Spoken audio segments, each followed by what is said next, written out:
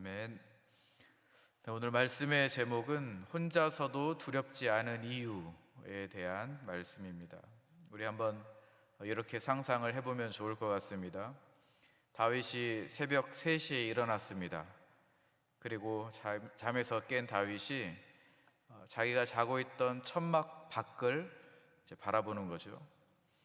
천막 밖을 바라보니까 사방으로 적들이, 원수들이 둘러싸여 있습니다. 새벽에는 아주 조용하고 고요하기 때문에 천막 밖에서 적들이 하는 소리가 잘 들립니다. 다윗, 나를 향한 그런 악한 말들, 속삭임들, 나를 어떻게든 넘어뜨리려고 하는 그런 악한 계획들, 이 말들이 천막 밖에서 새벽 3시에 들려오는 것입니다. 아마 다윗은 이런 생각을 했을 것입니다. 나는 혼자고 그들은 많다. 지금 나는 천막 안에 혼자 있지만 천막 밖에는 수많은 악인들이, 수많은 적들이 지금 다윗을 에워싸고 있습니다. 그런데 다윗이 그런 마음을 갖고 있는 지금 상황에서 다윗은 원망하는 것이 아니고 기도했습니다. 다윗은 지금 기도하고 있습니다.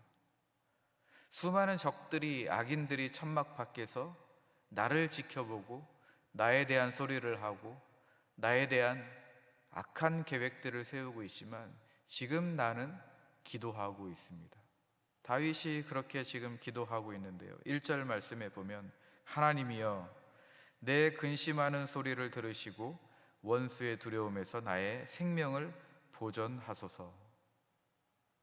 내 근심하는 소리를 들어주시옵소서. 다윗은 기도하고 있습니다.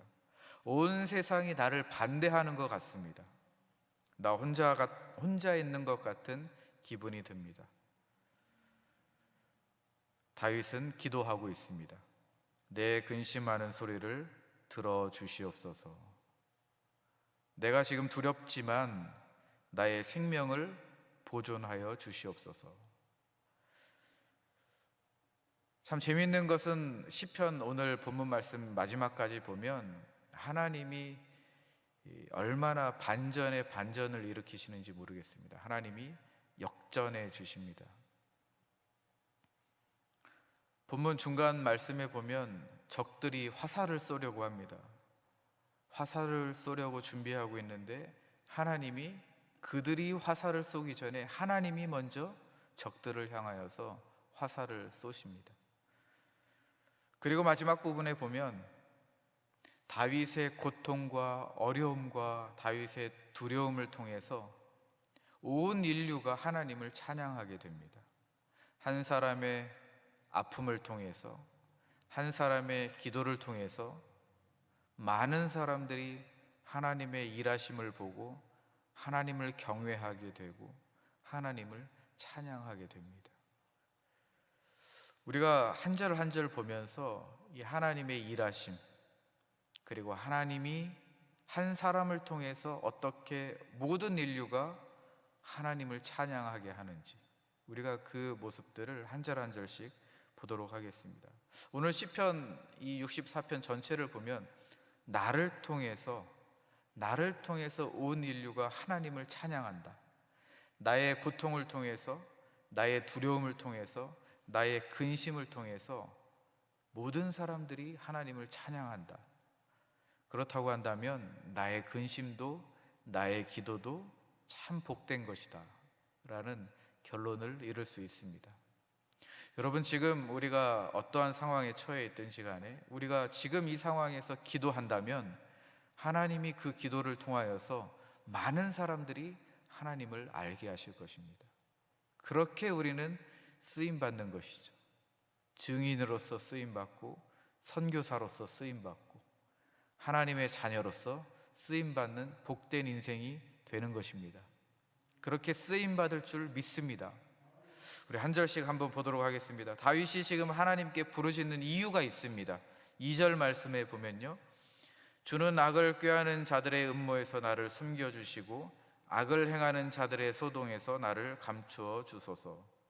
지금 다윗이 하나님 앞에 기도하고 있는데 왜 기도하고 있냐면 악을 꾀하는 자들의 음모가 있기 때문입니다.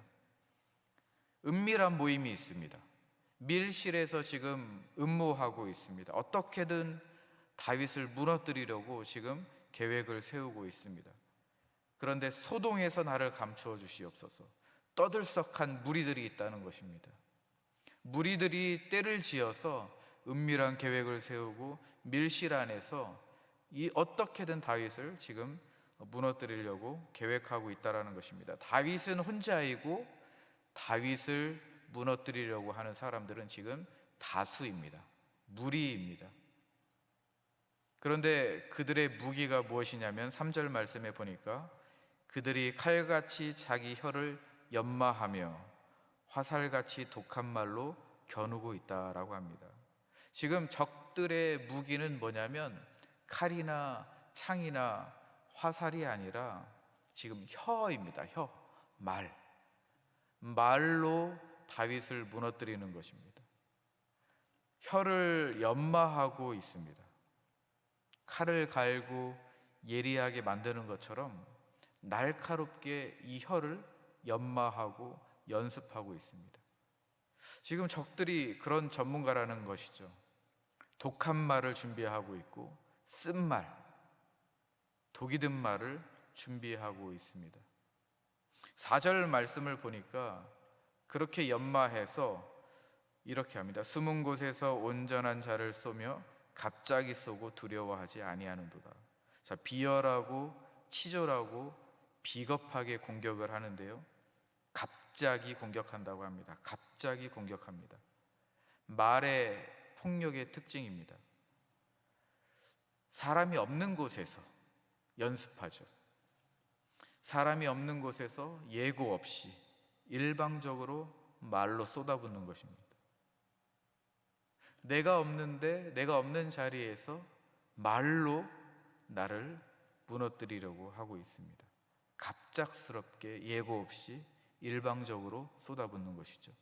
그런데 이 악인들의 모습을 보니까 두려워하지 않는데요, 죄책감이나 양심이 없다라는 것입니다. 내가 무슨 짓을 하는지, 내가 말하는 것이 이게 독한 것인지, 사람을 살리는 것인지, 사람을 죽이는 것인지, 심지어는 사람을 죽이는 말을 내가 연습하고 그것을 통해서 사람을 죽이고 있는데도 두려움이 없다라는 것이에요. 양심이 없고 죄책감이 지금 없다라는 것입니다. 5절 말씀을 보면 좀 더 심각한데요, 5절 말씀을 우리 한번 같이 읽어보도록 하겠습니다. 5절입니다. 시작.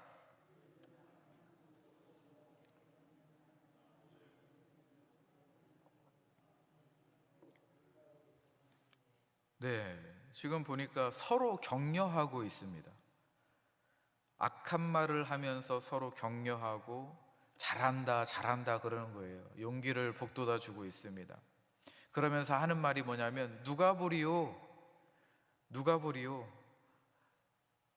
우리가 하는 이 모습을 누가 알겠냐, 우리가 하는 이 말을 누가 알겠냐, 우리만 아는 것이다. 지금 이런 교만한 확신에 찬 사람들이 악인들입니다. 6절 말씀을 보면 절정인데요, 그들은 죄악을 꾸미며 이르기를 우리가 묘책을 찾았다 하니 각 사람의 속뜻과 마음이 깊도다. 묘책을 찾았다, 우리가 완벽한 계획을 했다, 지금 자부하고 있습니다. 악인들의 모습입니다. 지금 다윗을 둘러싼 악인들은 다윗을 무너뜨리기 위해서 무기를 지금 연마하고 있습니다. 그 무기가 무엇입니까? 말입니다. 말, 혀를 날카롭게 하는 거예요. 혀를 매일마다 연습합니다. 독한 말, 사람을 죽이는 말, 다시는 일어나지 못하도록 지금 말을 연마하고 있습니다. 이 악인들은 어떤 생각을 갖고 있느냐? 서로 격려하고 위로하고, 우리가 하는 것을 누가 보리요, 누가 보리요, 우리의 계획은 완벽하다라고 지금 자부하고 생각하고 있습니다. 여러분, 이러한 모습들이 우리 주변에도 참 많이 있습니다. 우리가 문자를 많이 하죠. 카톡에서 다른 사람들의 이야기를 쉽게 합니다. 다른 사람들의 말을 우리가 쉽게 듣고 쉽게 전달을 합니다. 이 말이 사람을 살리는 말인지 죽이는 말인지 우리는 분별하지 못할 때가 많이 있습니다. 우리가 생각 없이 할 때가 참 많이 있죠. 우리가 그러면서 이 마음속에 그런 생각이 있습니다. 우리끼리 하는 말인데 누가 알겠어? 이런 말을 또 우리가 할 수도 있죠. 서로를 격려합니다. 서로를 정당화시켜 줍니다. 하지만 다윗이 알고 있던 진리가 있습니다. 다윗은 이거 한 가지는 기억하고 있었습니다. 하나님은 모든 것을 보고 계신다. 악인들은 생각했습니다. 누가 알리오? 라고 이야기했지만 다윗은 정확하게 알고 있었습니다. 하나님은 모든 것을 보고 계신다. 은밀한 모임도 독한 말들도 완벽하게 계획했다라고 하는 이 모든 것들도 결국에는 하나님이 다 보고 계신다라는 그 진리를 다윗은 알고 있었습니다. 7절 말씀부터 보면 이제는 하나님이 일하시는데요. 7절 말씀에 한번 보시죠. 그러나 하나님이 그들을 쏘시리니 그들이 갑자기 화살에 상하리로다. 앞부분에 보니까 그러나라고 이제 들어가 있습니다. 이제 반전이 일어나는 것입니다. 하나님이 일하기 시작하시는 것이죠. 그러나 하나님이 그들을 쏘시리니, 아무리 많은 사람들이 계획을 세우고 은밀한 음모를 꾸미고 있고 독한 말들을 해대도 하나님이 그 모든 것을 무색하게 만드신다라는 것이에요. 하나님이 지금 일하기 시작합니다. 그런데 이 7절 말씀에 갑자기라는 단어를 주목해서 보시면 4절 말씀에도 갑자기라는 단어가 있죠. 악인들이 갑자기 다윗을 공격했습니다. 그런데 7절 말씀을 보니까 갑자기 하나님도 갑자기 악인들을 공격합니다. 갑자기 원수들이 갑자기 준비하고 있다면 하나님이 더 빠르게 갑자기 일하신다는 것이죠. 성경에 나오는 그 원리가 있는데 응보 원리입니다. 내가 한 대로 내게 돌아간다라는 것이죠. 한 대로 돌아가는 것입니다. 잠언 26장 27절 말씀에 보면 함정을 파는 자는 그것에 빠질 것이요 도를 굴리는 자는 도리어 그것에 치이리로다. 이 말씀이 있습니다. 응보의 원리입니다. 내가 한 대로 그대로 돌아오는 것이죠. 내가 갑자기 사람을 죽이려고 했다면 하나님이 갑자기 그것을 무색하게 만드십니다. 하나님이 그렇게 동일하게 일하신다는 것이죠. 8절 말씀에 보면 좀 더 정교합니다. 하나님이 어떻게 일하시는지. 이러므로 그들이 엎드러지리니 그들의 혀가 그들을 해함이라. 그들을 보는 자가 다 머리를 흔들리로다. 그들로 하여금 엎드러지게 한다. 넘어뜨리게 한다는 것입니다. 무엇이 그들을 넘어뜨립니까? 그들의 혀로 그들이 무너진다는 것입니다. 이 사람들은, 악인들은 혀를 연마했습니다. 그런데 이 사람들은 자신들이 연마했던 이 혀, 이 무기 때문에 자기들이 넘어지고 자기들이 망한다라는 것이죠. 얼마나 놀라운 역설입니까? 그렇게 칼같이 날카롭게 갈았고 준비했던 그 혀가, 그 독한 말이 이제는 자기 자신들을 무너뜨리는 도구가 되었습니다. 그리고 이렇게 8절의 말씀 마지막에 있죠. 그들을 보는 자가 다 머리를 흔들리로다. 고대 근동에서 머리를 흔든다라는 것은 조롱과 멸시를 이야기합니다. 악인들이 다윗을 향해서 조롱하고 멸시했지만 하나님이 일하시자 이제는 그 악인들이 조롱과 멸시를 그대로 동일하게 받습니다. 위대한 설교가 찰스 스펄전이 있습니다. 이 사람이 뭐라 그랬냐면 하나님의 화살은 목표를 빗나가는 법이 없다. 악인들은 혀로 활을 쏴댔습니다. 혀로 쏴댔습니다. 스펄전이 이야기하는 것은 하나님도 동일하게 악인들을 향하여서 공격하시는데 갑자기 화살을 쏘아대시는데 그 목표가 빗나가는 법이 없다라는 것입니다. 여러분, 여기에서 우리가 놀라운 두 번째 진리를 발견할 수 있습니다. 하나님의 공의는 반드시 실현된다라는 것입니다. 하나님의 정의는 반드시 실현된다라는 것입니다. 때로는 시간이 걸릴 수도 있습니다. 때로는 즉시 일어날 수 있습니다. 그러나 중요한 것은 하나님의 정의는 결코 잠들지 않는다라는 것이죠. 하나님의 정의는 드러납니다. 그러므로 우리가 해야 될 것은 무엇이냐면 우리가 복수하는 것이 아니고 우리는 기다리는 것입니다. 하나님의 때를 기다리는 것이죠. 하나님이 일하시는 것을 우리는 기다리는 것입니다. 기다리며 기도하는 것입니다. 다윗이 기도했던 것처럼, 다윗이 자신의 상황을 원망하며 있었던 것이 아니라 자신의 상황 가운데 기도했던 것처럼, 기다렸던 것처럼, 하나님의 때를 기대한 것처럼 우리도 하나님의 때를 기다리는 것입니다. 하나님의 화살은 절대 빗나가지 않습니다. 하나님의 정의는 반드시 실현됩니다. 하나님이 심판하시는 그때는 반드시 일어납니다. 주님은 반드시 오십니다.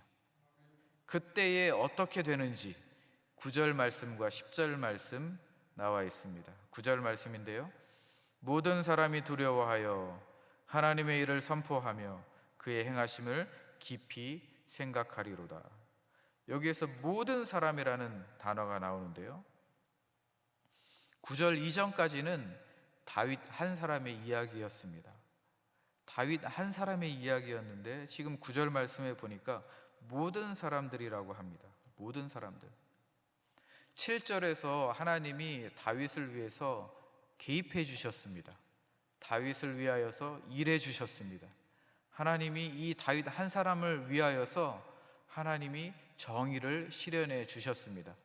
그런데 그 결과가 뭐냐면 하나님이 다윗을 위하여서 일하신 이 모습을 보고 모든 인류가 두려워하고 하나님의 일을 선포하고 하나님이 행하신 그 일을 깊이 생각하게 되었다라는 것입니다.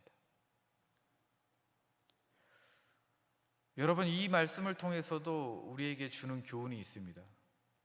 우리가 기도할 때에, 우리가 하나님의 일을 생각할 때에, 우리가 하나님이 어떤 일을 행하셨는지를 우리가 묵상하고 목도하고 선포할 때에 많은 사람들이 우리를 통해서 하나님을 볼 수 있다는 것입니다. 믿으십니까? 우리를 통해서 하나님을 봅니다. 우리가 기도하는 모습을 사람들이 보고 난 다음에 하나님을 찬양합니다. 내가 있는 이 상황 가운데, 내가 있는 이 어려움 가운데, 내가 있는 이 문제 가운데 내가 하나님 앞에 기도하는, 찬양하는 나의 모습을 많은 사람들이 지켜보고 하나님은 살아계시구나, 하나님은 일하시는구나, 하나님의 정의는 있구나, 많은 사람들이 그것을 볼 때에 하나님을 믿게 되는 것이죠. 우리는 그렇게 믿음의 증인들이 되는 것입니다. 우리는 복음 증거를 그렇게 하는 것이죠. 우리가 말로도 복음 증거할 수 있지만 우리가 우리의 말과 행실을 통해서, 우리의 삶을 통해서 우리가 복음을 증거할 수 있습니다. 9절 말씀 우리 다시 보시면 모든 사람이 두려워하여 하나님의 일을 선포하며 그의 행하심을 깊이 생각하리로다.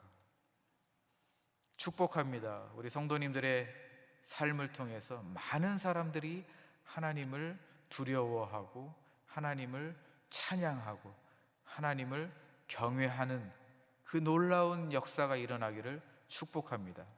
그렇게 쓰임받기를 축복합니다. 우리 10절 말씀입니다. 10절 말씀에 보니까 의인은 여호와로 말미암아 즐거워하며 그에게 피하리니 마음이 정직한 자는 다 자랑하리로다. 악인들은 두려워하고 하나님을 인정합니다. 의인들은 지금 보니까 즐거워하고 하나님을 찬양합니다. 2절 말씀에 다윗이 이렇게 이야기했죠. 나를 숨겨 주시옵소서. 나의 생명을 보존하여 주시고 나를 숨겨 주시옵소서. 2절 말씀에 그렇게 이야기했는데 10절 말씀에 보니까 그에게 피하리니, 지금 반드시 그 다윗의 기도가 지금 이루어지고 있습니다. 다윗에게 있어서 피할 곳, 안전한 피난처, 바로 마지막 그때에 하나님이 심판하실 때에, 하나님의 정의가 실현될 때에 의인들의 피난처가 된다라는 말이죠. 하나님의 심판의 때에, 정의의 때에 우리는, 믿는 자들은 즐거워한다라는 것입니다. 즐거워하고 우리는 하나님의 품 안에 피하게 되고 그 그늘 아래 거하게 된다라는 것입니다. 여러분, 우리에게, 믿는 자들에게는 이러한 소망이 있습니다. 이러한 소망이 있습니다.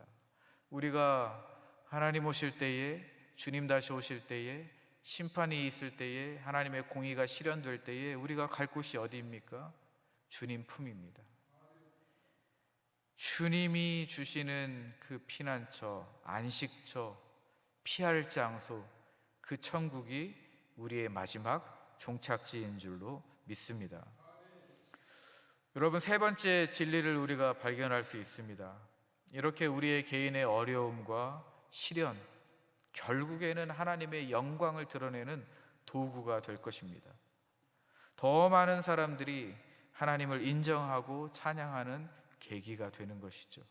그러므로 우리가 우리의 상황을 놓고 볼 때에, 내 사정을 놓고 볼 때에 우리가 실망하거나 낙심할 필요가 없습니다.